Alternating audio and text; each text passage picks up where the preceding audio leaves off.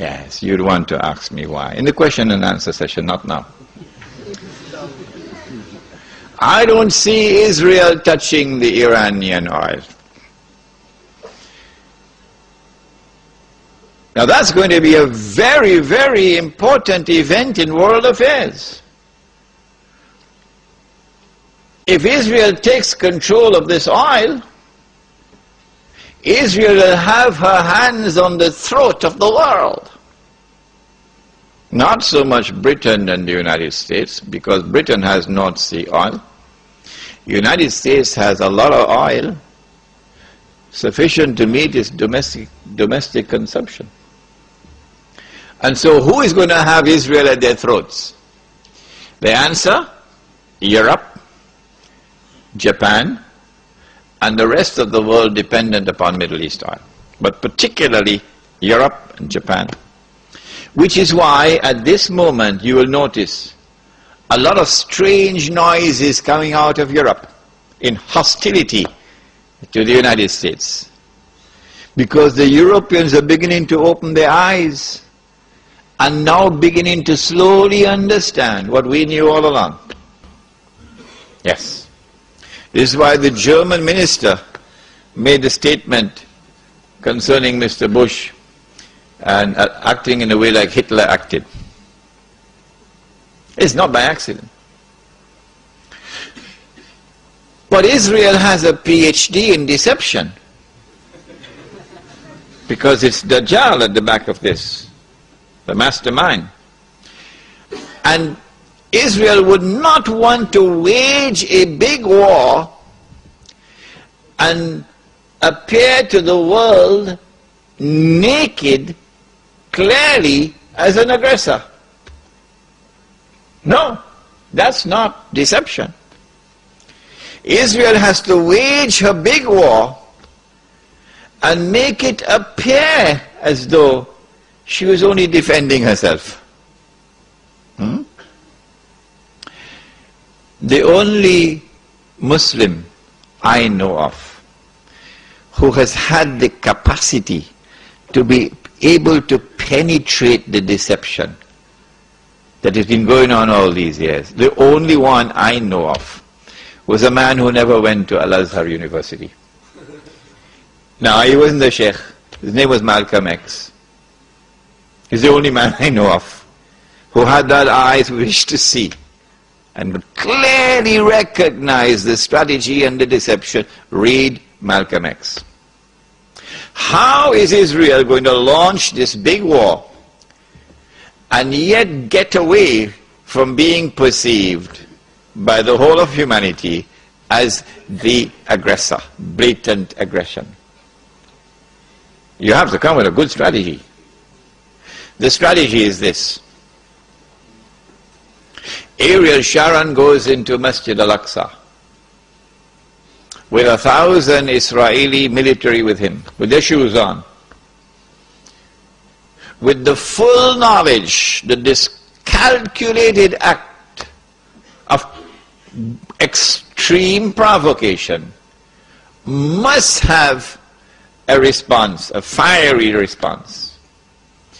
And as the flames of the new intifada emerge, you must keep it burning by committing upon the Palestinian people more and more atrocities that drive them into a greater and greater rage.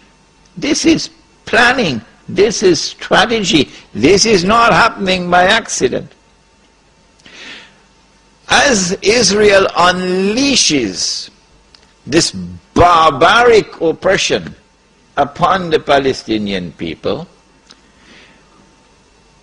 you must have a television station which you plant amongst them, which will cover this, that your Egyptian television would not cover, and your Jordanian government would not allow on Jordanian television, so you create something called Al Jazeera. And the Arab masses believe Al Jazeera is their station. This is the only place in the world we can get authentic information, Al Jazeera. So Al Jazeera is now used to portray all the atrocities. And so around the Arab world, the masses only have to tune into Al Jazeera and they know what's happening. And so the Arab masses become more and more angry, more and more enraged. And guess who begins to tremble now? The governments which are pro-American. The governments which have entered into peace treaties with Israel. These are the ones who are now trembling because their people are becoming more and more enraged. So Mubarak in Egypt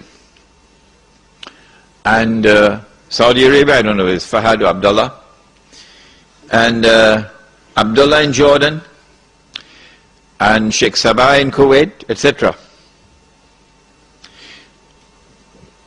Israel has to judge the temperature on the ground in the Arab world.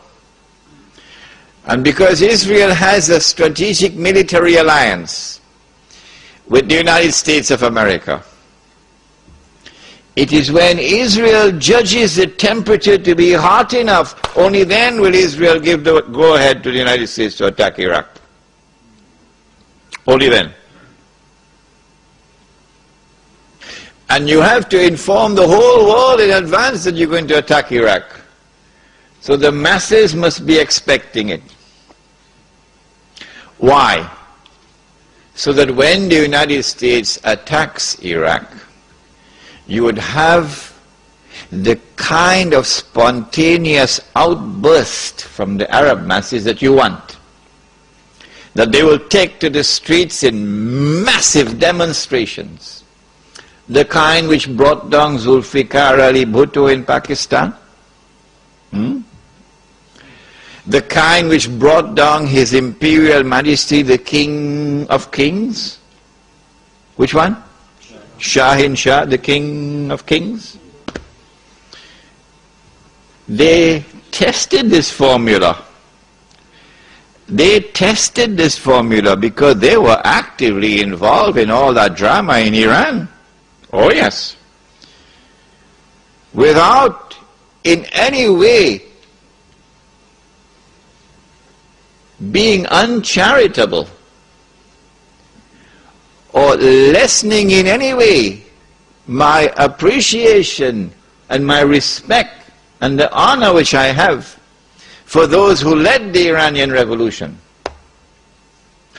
I have to admit that in addition to their sincere efforts and their struggle against the oppression of the Shah, that there were also others that worked to help them without their even knowing it.